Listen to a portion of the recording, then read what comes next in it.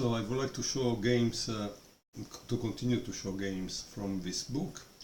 Now it's the turn of game number 6. We are still in the beginning of the book. The book is made by 175 games. The good thing of this author is the fact that he is not scared to show Petrosian's lost games. Instead, generally, when they make a biography or something, they only show the won games.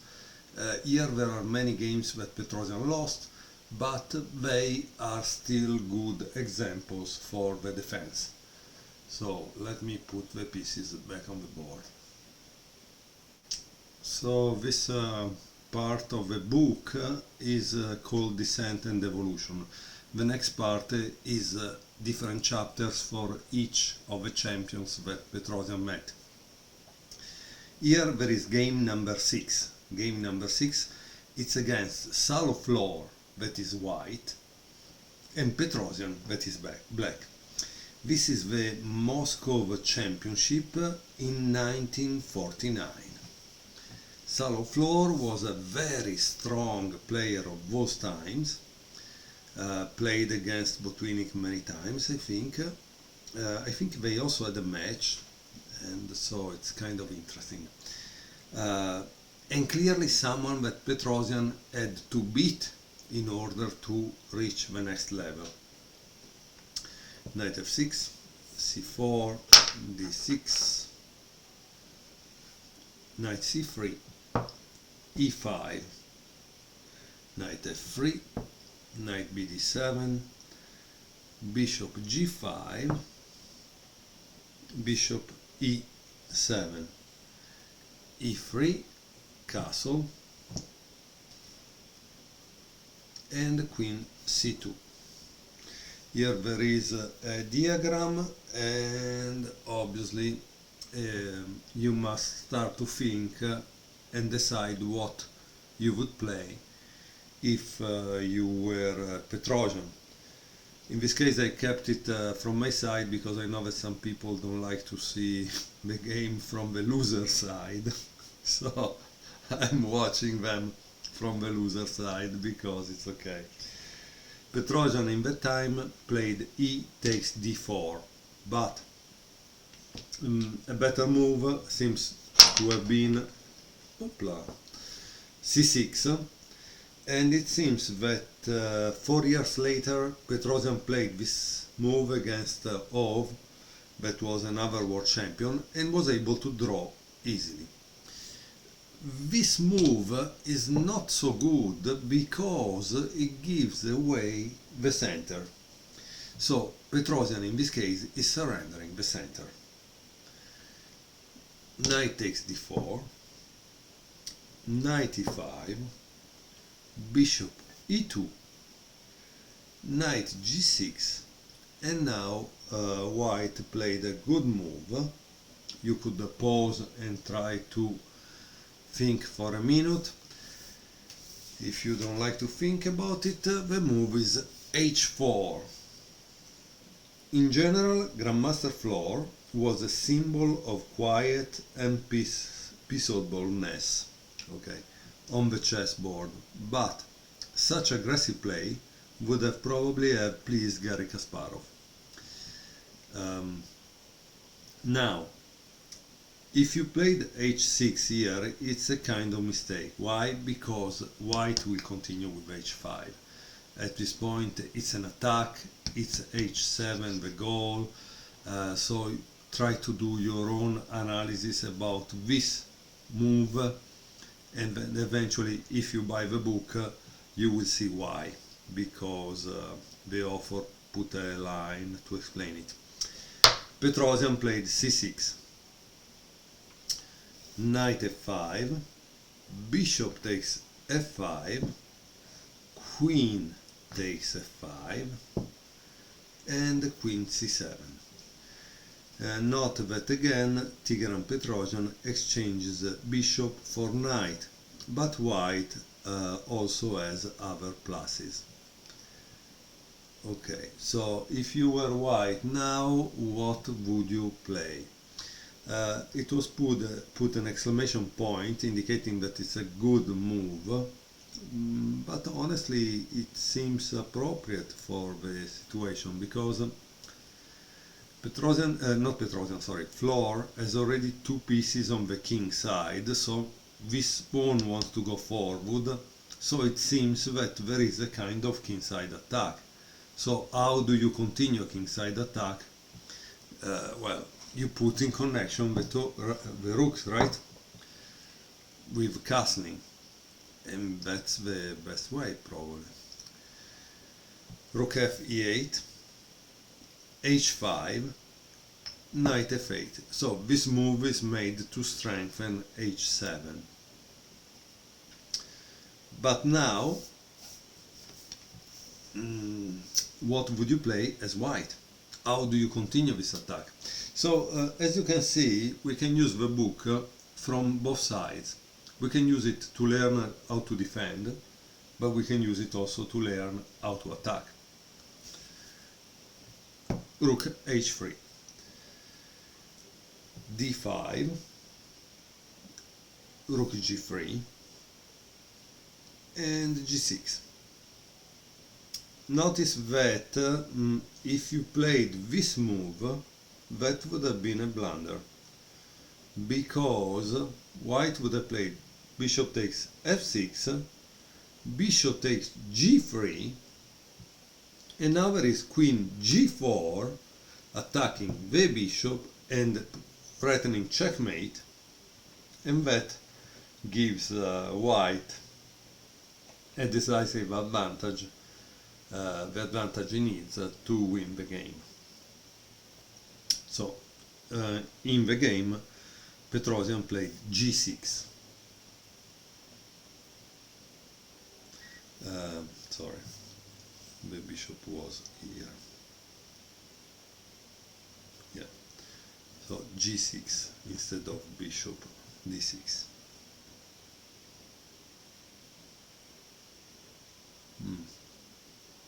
Very interesting situation, right?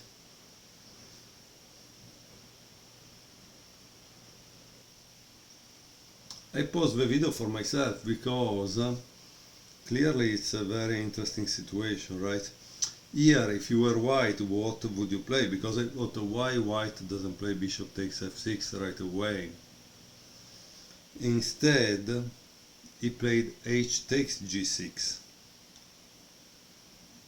which means there is a trap, right? What could be the trap if you play bishop takes f6?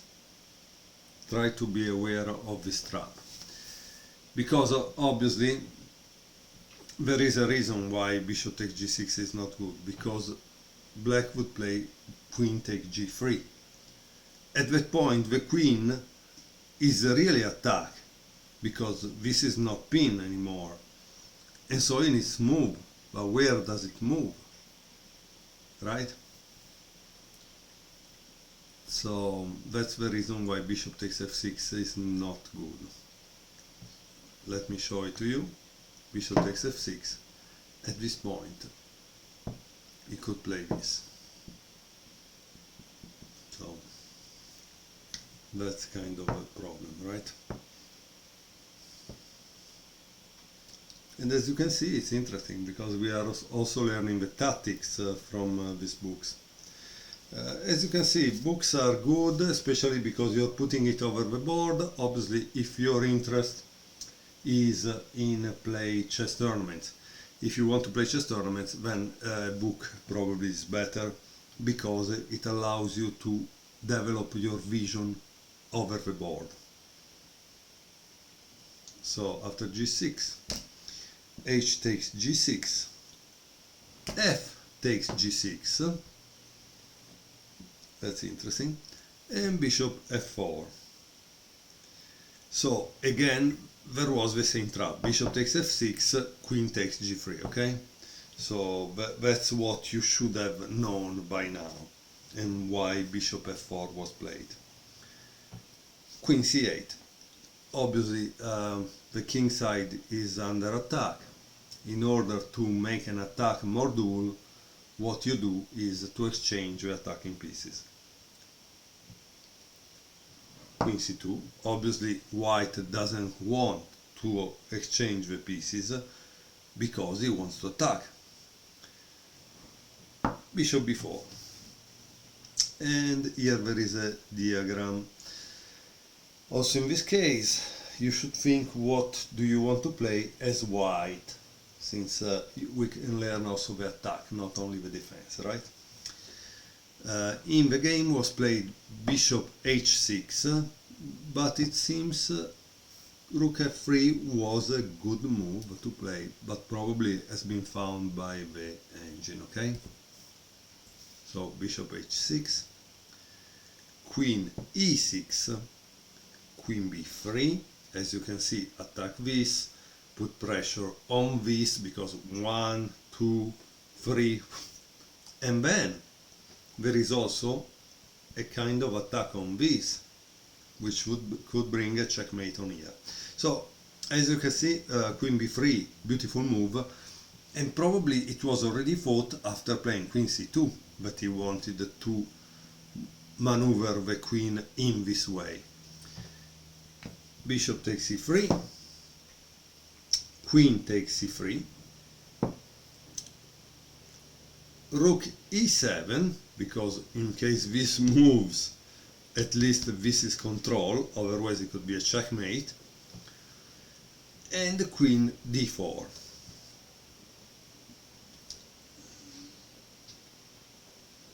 Now, the funny thing is that in the book, the next move played by Petrosian, he says it's bad, b5, it's bad, okay, but it doesn't give us what the right move would be. Now, if this is a book about defense, I guess the author should have told us what is the right move to play at this point. What do you want us to do? Right? I don't know. Or how do we find the right move?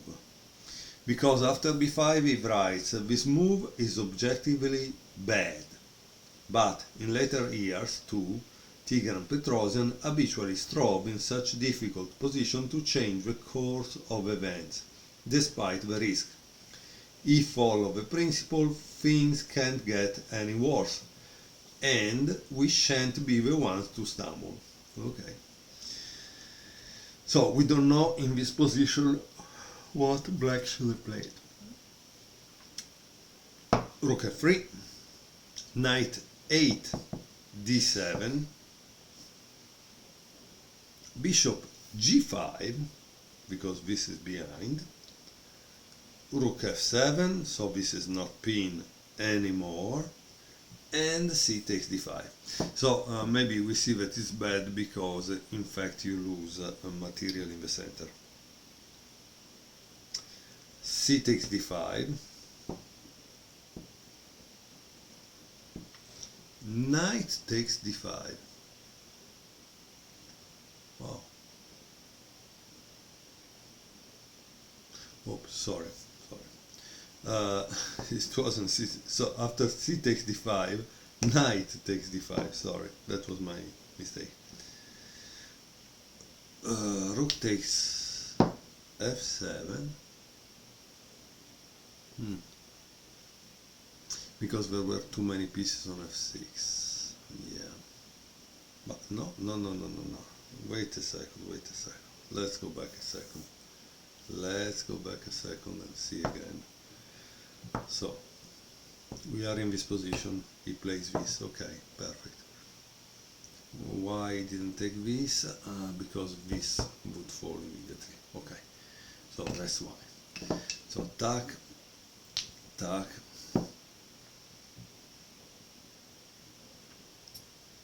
queen takes f7, and here there is another diagram. It seems that white missed his chance to have a gain in this position. It seems that he played bishop f3, which is not so good. What is the move that white should play? Well, it seems the move is boom, pawn e4. Why pawn e4, you say? Because after knight f4 there is bishop g4, and this is attack. If it moves, obviously probably there is a problem with this diagonal, right? So kind of interesting, very interesting. Okay, so e4 was the move to play instead of bishop f3. What does he play? Knight 5 b6. Bishop h6. Once more it seems this was better.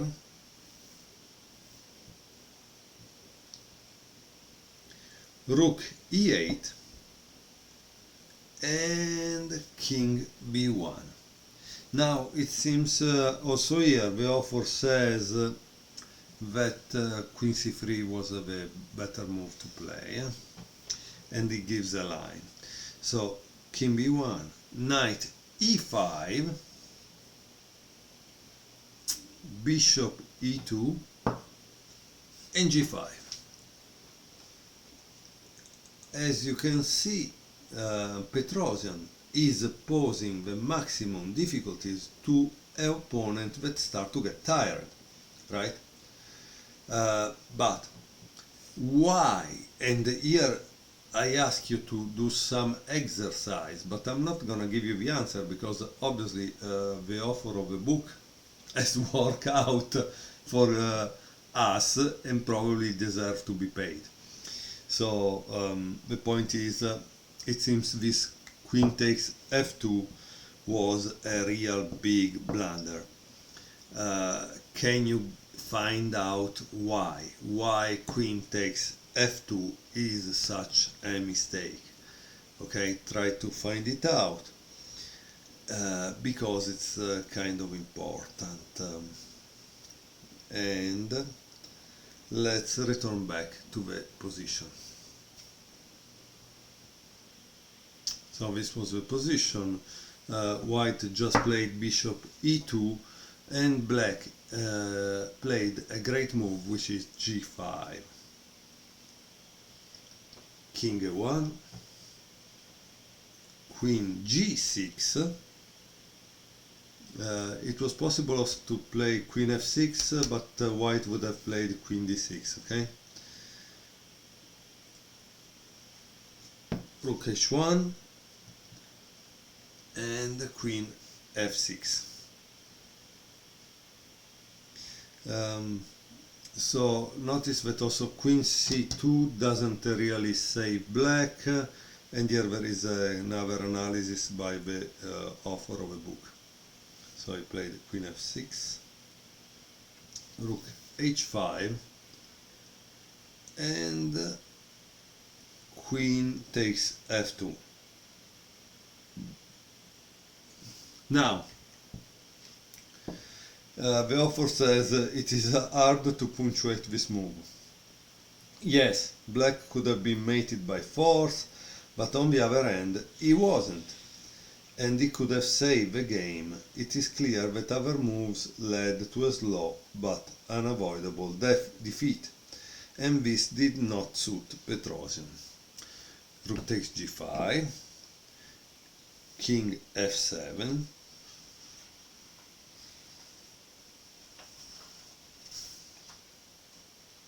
that's an interesting position here, right? So how do you see the fourth mate here? So you need to pause the video, put yourself in white place and find the checkmate. There is a fourth checkmate, so you cannot miss it. But in the game, unfortunately, Floor, that was a grandmaster, missed it. Rook g7 is wrong. The real move that would have given a fourth checkmate was bishop h5. Okay? Bishop h5. Now let's see what is the fourth checkmate. Knight g6, bishop takes g6, h takes g6, queen takes no queen, the queen doesn't take anything, queen g7, king e6, rook takes g6, king d5, and here there is the checkmate, queen d4. Okay, so this was a kind of a fourth line. It's strange that Salo Floor missed it. Maybe they were in shortness of time, they had the time trouble, and that would explain it, right? Okay, so let's go back to the position. Okay, I think I brought the game back to the correct position. White, instead of playing bishop h5 with a forced checkmate sequence, played rook g7, mistake, king e6, and now there is bishop g4, another mistake. And here it says in time trouble it was almost impossible to see the decisive bishop f4.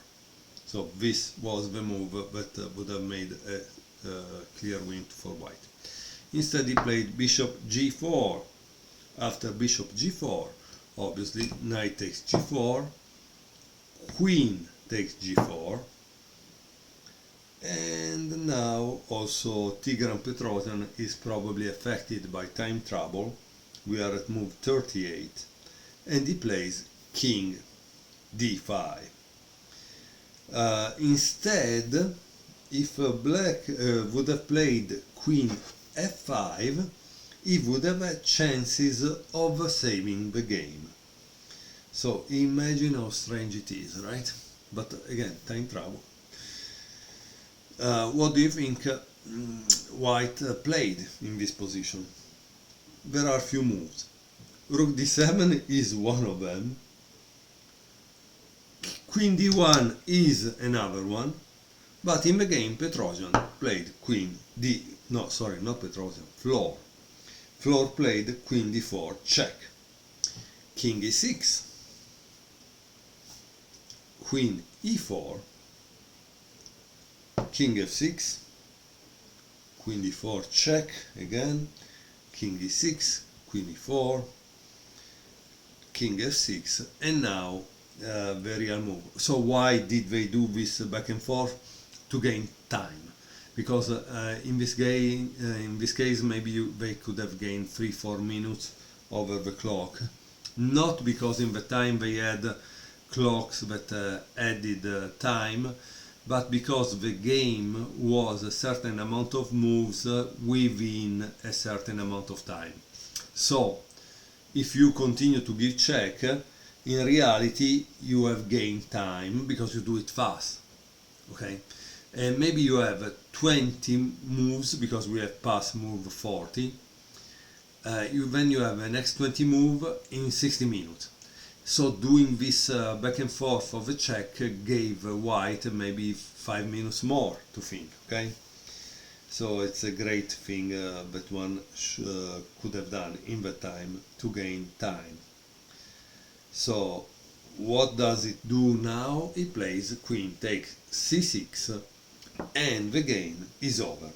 Here it says, and black resigned, there is no sense in continuing since after rook e6, queen c3, rook e5, and it gives a3 with decisive advantage for white. Yes, I think yeah, there is a decisive advantage, true, yet it's maybe difficult for the normal layman to win in this kind of situation, because after all the advantage is one pawn, and of course the position is kind of interesting. But also black has some possibilities. So obviously one thing is between two grandmasters that know how to convert a position into a win. and one thing is obviously a club player. Okay, here it says, despite the defeat, a magnificent game by Petrosian, the defender. He almost achieved a miracle and managed to pull himself out of the swamp, like Baron von Munchausen. Okay, and this concludes everything of Game 6 from the book Defend Like Petrosian. What you can learn from Tigran Petrosian's extraordinary defensive skills. I hope you will enjoy the book.